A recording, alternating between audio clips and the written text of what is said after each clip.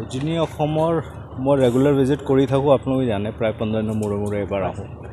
এতিয়া যেটো 15 আগষ্ট আহি আছে, ইয়াত কেনেকৈ কি প্ৰিপাৰেশ্যন আছে, বিশেষভাৱে যেটো এটা নিষিদ্ধ ঘোষিত সংগঠনে বন্ধ কল দিছে, সেই বিষয়ে আমাৰ কি এৰেঞ্জমেণ্ট কৰা হৈছে। বিশেষভাৱে যেটো অইল সেক্টৰ, টি সেক্টৰ আগে পিছে সদায় টাৰ্গেট কৰা হয়, এইটো সিকিউৰিটি ৰিভিউ কৰা হৈছে। আৰু যেটো আমাৰ লিংগুইষ্টিক মাইনৰিটি ডমিনেটেড এৰিয়াজ আছে, তাত কি কেনেকৈ সিকিউৰিটি কৰা ব্যৱস্থা কৰা হৈছে, এইখিনি ডিছকাছ কৰা হৈছে। কাৰণ আগে পিছে এই যেটো নিষিদ্ধ ঘোষিত সংগঠনৰ কথা কৈছোঁ, তেওঁলোকে আগে পিছে তেনেকুৱা মানুহ টাৰ্গেট কৰিছে। আমি ভাবোঁ এইখিনি নকৰিলে ভাল হয়, কাৰণ এতিয়া আজিৰ ডেটত অসম এটা উন্নয়নৰ পথত আগবাঢ়িছে। আৰু মই পাৰ্চনেলি ভাবোঁ যে এতিয়া তেনেকুৱা কোনো এটা একশ্যন কৰিলে এই আমাৰ যেটো উন্নয়নৰ পথ আছে, এইটো অলপ বিচলিত হয়। মই ভাবোঁ যে তেনেকুৱা নহ'ব। আমাৰ সিকিউৰিটি ফ'ৰ্চৰ লগতো আমি কথা পাতিছোঁ, তেওঁলোকে তৎপৰ হৈ আছে, ৰেডি হৈ আছে, কিন্তু মই ভাবোঁ তেনেকুৱা ঘটনা হ'ব নালাগে। উজনি অসমৰ মই ৰেগুলাৰ ভিজিট কৰি থাকোঁ, আপোনালোকে জানে প্ৰায় 15 দিনৰ মূৰে এবাৰ আহোঁ।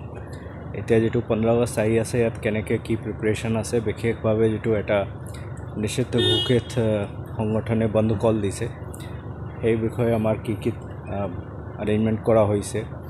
বিশেষভাৱে যেটো অইল সেক্টৰ, টি সেক্টৰ আগে পিছে সদায় টাৰ্গেট কৰা হয়, এইটো সিকিউৰিটি ৰিভিউ কৰা হৈছে। আৰু যেটো আমাৰ লিংগুইষ্টিক মাইনৰিটি ডমিনেটেড এৰিয়াজ আছে, তাত কি কেনেকৈ সিকিউৰিটি কৰা ব্যৱস্থা কৰা হৈছে, এইখিনি ডিছকাছ কৰা হৈছে। কাৰণ আগে পিছে এই যেটো নিষিদ্ধ ঘোষিত সংগঠনৰ কথা কৈছোঁ, তেওঁলোকে আগে পিছে তেনেকুৱা মানুহ টাৰ্গেট কৰিছে। আমি ভাবোঁ এইখিনি নকৰিলে ভাল হয়, কাৰণ এতিয়া আজিৰ ডেটত অসম এটা উন্নয়নৰ পথত আগবাঢ়িছে। আৰু মই পাৰ্চনেলি ভাবোঁ যে এতিয়া তেনেকুৱা কোনো এটা একশ্যন কৰিলে এই আমাৰ যেটো উন্নয়নৰ পথ আছে, এইটো অলপ বিচলিত হয়। মই ভাবোঁ যে তেনেকুৱা নহ'ব। আমাৰ সিকিউৰিটি ফ'ৰ্চৰ লগতো আমি কথা পাতিছোঁ, তেওঁলোকে তৎপৰ হৈ আছে, ৰেডি হৈ আছে, কিন্তু মই ভাবোঁ তেনেকুৱা ঘটনা হ'ব নালাগে। উজনি অসমৰ মই ৰেগুলাৰ ভিজিট কৰি থাকোঁ, আপোনালোকে জানে প্ৰায় 15 দিনৰ মূৰে এবাৰ আহোঁ।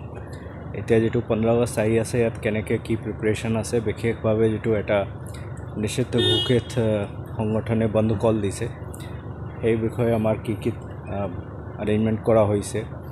বিশেষভাৱে যেটো অইল সেক্টৰ, টি সেক্টৰ আগে পিছে সদায় টাৰ্গেট কৰা হয়, এইটো সিকিউৰিটি ৰিভিউ কৰা হৈছে।